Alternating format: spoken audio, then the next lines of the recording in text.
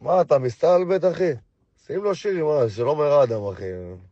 שתה, תעשה לו כוס קפה. מה עושים, אחי? הורגים אותו, מה? תן לו אחת עם היד, פיקה, פק.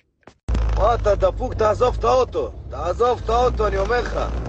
תצא מהאוטו, אחי. האמא שלי, איך אתה לוקח ריזיקה, אחי? אני באמא שאני עוזב, אתה לוקח יום חופש, אחי. אתה לוקח יום חופש. בכבוד שלי. מה זה, אחי? איזה דינוזאור. אתה נשמע לך שאני צוחק, אני הכי רציני בעולם, אני עוזב את האוטו, אחי. אני לא רואה את האוטו שבוע, אחי.